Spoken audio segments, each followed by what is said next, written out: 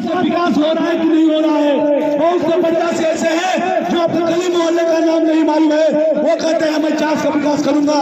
मैं वास्तव में वो अपना विकास करना चाहते हैं, चास का विकास करना नहीं चाहते हैं, क्योंकि सभी प्रत्याशी करीब जितने भी प्रत्याशी है सब व्यापारी बने हैं। चास नगर निगम चुनाव को लेकर राजनीतिक सरगर्मी तेज हो गई है और सभी प्रत्याशी विकास के बड़े बड़े दावे कर रहे हैं।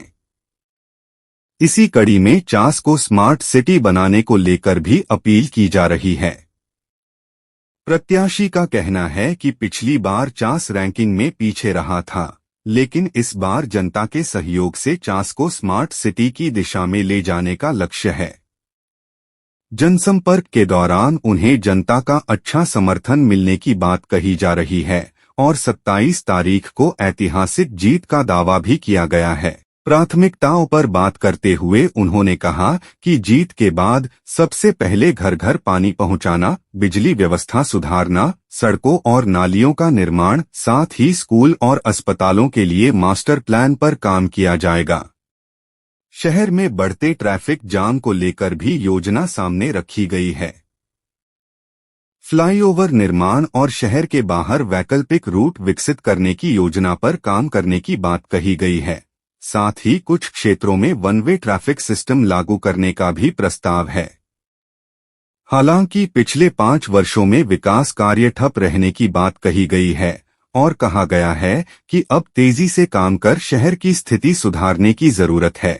अब देखना यह होगा कि जनता इन वादों पर कितना भरोसा करती है और आने वाले चुनाव में किसे मौका देती है।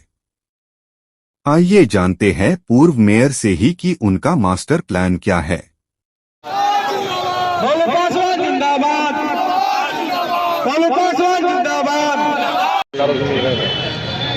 हम लोग तो सभी से अपील कर रहे हैं कि चास को स्मार्ट सिटी बनाने के लिए, तो पिछले बार हम लोग का कुछ रैंक से पीछे था, उसके लिए हम लोगों से अपील कर रहे हैं। और जनता का तो मैंने कहना नहीं है, ऐसा प्रेम और ऐसा समर्थन मिल रहा है कि शायद ही हमको लगता है दुनिया में किसी नेता को मिलता होगा इतना जनता का समर्पण और इतना, मतलब किसी व्यक्ति को बोलने के पहले वो कह रहे हैं कि 100% है। और हमको लगता है कि 27 तारीख को पूरे राज्य का ऐतिहासिक जीत हम लोग सुनिश्चित करेंगे।